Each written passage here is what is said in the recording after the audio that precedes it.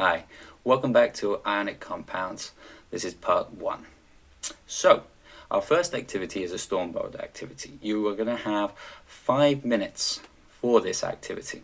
And what you're going to do is you're going to enter your subject knowledge development group via Microsoft Teams. And you're going to enter the storm board by clicking your particular group link on the small page. When you get there, you're going to find a true, false, or I don't know sorting task. So the instructions for this task are as follows. You are going to, when you get into the storm board, you're going to see a picture like this, okay, which has got the pre-lesson task.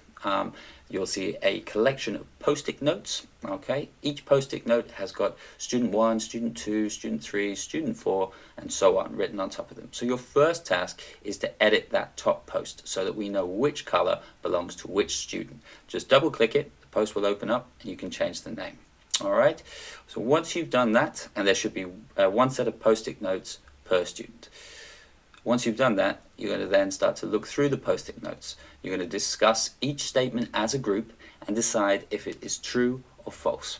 You can choose to agree or disagree. So that means if the majority of the group is saying that they think a statement is true, but you think it's false, you can choose to go with the group or decide to go your own way. It's also fine to not know. If you don't know, just place it in the I don't know section, okay?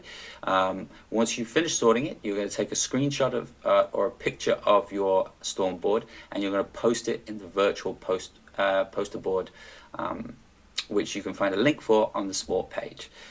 You're also going to nominate a spokesperson to report back to the group and state how they found the activity. Okay, this is where you pause the video. So 3, 2, 1, pause. Welcome back. Okay, so moving forward onto ionic bonding. So we have a tutorial here, and what I'm going to ask you to do to begin with is to take 2 minutes to read over the questions on your worksheet. You can access the worksheet via the small page. So basically you're going to pick one set of questions from 3 options. The options are as follows. There are bronze questions, which everyone should be able to answer. There are silver, where you're going to need to stretch yourself out and push yourself to get to the next level. And then there's the gold. Challenge yourself to get for the top level. Okay, so once you've reviewed those questions, again, you can pause right now. 3, 2, 1, pause. Welcome back. Okay, now you've selected your questions, you can move on to the tutorial. So you will have 5 minutes for this activity. So you can click on the simulation link, which is on the small page, and then start to work your way through the tutorial independently. Answer your set of chosen questions as you go along, and once you've finished, you can check your answers and self-mark your work using the mark scheme for the worksheet, which can be found on the small page. Okay, so again, pause as the video now. 3, 2, 1, pause. Welcome back. So, evaluating models. Models are often used in science to help visualize and simplify ideas. Here are 3 different models of sodium chloride, which is an ionic compound. The first one is a 2-dimensional space-filling model for the ionic lattice in sodium chloride. The second is a 3-dimensional space-filling model for the ionic lattice in sodium chloride.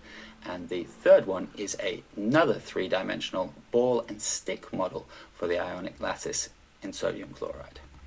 Okay, so we have another activity. Again, you're going to get into your subject knowledge development groups. You will have 5 minutes for this activity where you're going to discuss the good and bad points. So this skill is called evaluating.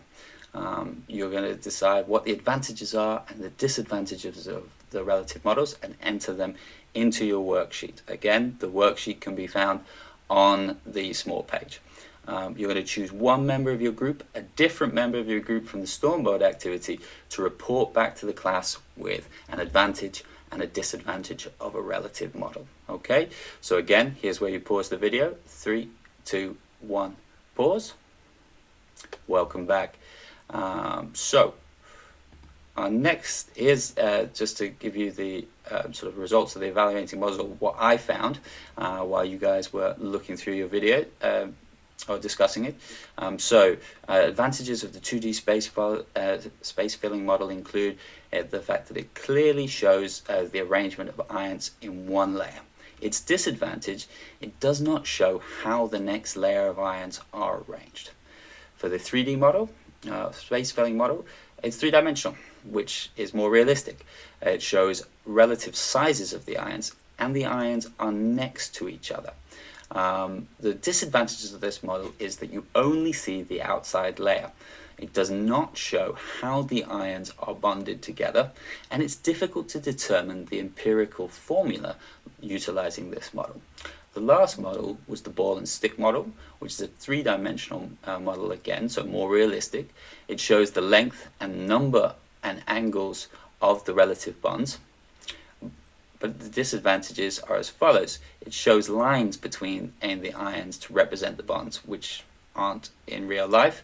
Ions can be too far apart from each other, and the size of the ions themselves are incorrect.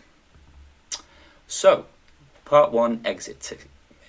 I want you to take 2 minutes in silence to reflect on Part 1. Complete the Part 1 exit ticket with one thing that you got and one thing you still have questions on. Take a photo or a screenshot of it and post it on the virtual message board. Okay, so here's where you pause and take those 2 minutes. 3, 2, 1, pause. Welcome back. Okay, thank you very much for taking part in Part 1. Hope to see you again in Part 2.